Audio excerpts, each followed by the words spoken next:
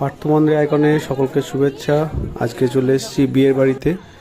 বিয়ের বাড়ি পেলে আমার খুব ভালো লাগে, কারণ বিয়ের বাড়িতে মজা মজা খাওয়া, আনন্দ, এটা তো সব থেকে আমার প্রিয় জায়গা বলা যেতে পারে। তো যাই হোক, অন্যজনের বিয়ে দেখলে আমারই ভালো লাগে। তো আমি চলে এসেছি একটা বর্ধমান ডিস্ট্রিক্টের আমার পিসিমণির দেওরের মেয়ের বিয়ে, আমার বোনের মতন। তো বিয়ের সকাল 11টা নাগাদ আমি পৌঁছে গেছি, তখন গায়ে হলুদ চলছিল। তো তারপরেই গায়ে হলুদ শেষ করে বসতে হয়। এই যে বাঁধাবাঁধির কি আছে, যারা বেঁধেছেন এই জিনিস, সে তো আর দ্বিতীয়বার মনে হয় না বাঁধবে, জাস্ট মজা করলাম আর কি। তো এটা তো সব থেকে পরিচিত জিনিস। গায়ে হলুদ কন্টিনিউ চলছে, তারপর আবার কি করতে হয়, এই যে শাঁকাশাকির ব্যাপার আছে, হাত সেক গরম করতে হয়, অনেক কিছু বলতে হয়। তো সেই জায়গাটায় চলে এসেছি। সেটা হয়ে যাওয়ার পর রাতের দিকে, আর গ্রামের যেহেতু বিয়ে, তো এর নাচ গান তো একদম খুব ভালো জিনিস। এই কারণেই নাচ গান দেখাই যায় না টাউন বেসিসে, তো গ্রামে এই জায়গাটা এখনও ধরে আছে এরা। আমার তো খুব ভালো লাগছিলো এসব দেখতে। রাতের দিকে তারপর চলে আসছে এবার খাবারের জায়গা। এখন দেখবেন সবাই এটা রীতি হয়ে গেছে বিয়ের বাড়িতে স্টল করা। আগে বিয়েতে দেখবেন আপনাদের অনেক দিদি ভাই বোনের যারা বিয়ে হয়েছে, তো সেখানে দেখবেন এই স্টল এসব ছিল না, কিন্তু এখন এই নিয়মভাবেই চলতে হচ্ছে, সেটাও মেনে নিতে হচ্ছে। আগেও বলেছি বুফের ব্যাপার। তো যাই হোক, ওখানে কিছু ভিড় ছিল, সেসব ঠান্ডা মাথায় খাওয়া দাওয়া করে চলে আসি বিয়ের সাজে। তো বিয়ের সাজে চলে এসছে বর একটু দেরি করেই এসেছিল। তো তারপর একদম ডাইরেক্ট ছাদনাতলায় বোঝো ব্যাপার। এবার ঠেলা সামলাবে, কেমন লাগে।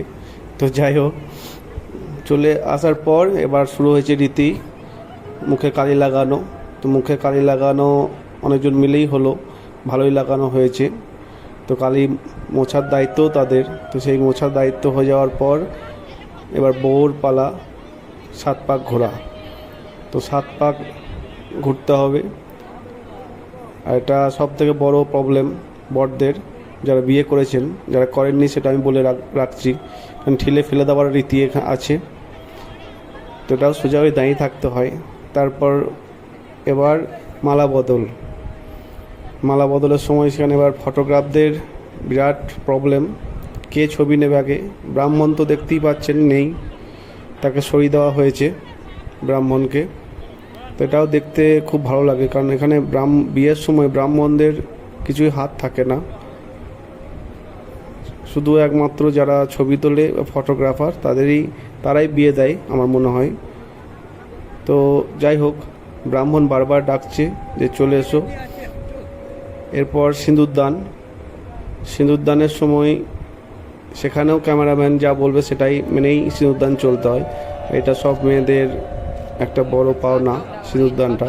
তো যাই হোক, সিঁদুরদান ফটোগ্রাফদের মধ্যেই ব্রাহ্মণকে নিয়ে সকলের সামনে হয়ে গেল, এটা শুভ সময় হয়ে গেল। এরপর তো খুব খিদে লেগে গেছে, রাত্রি 11:30 হয়ে গেছে।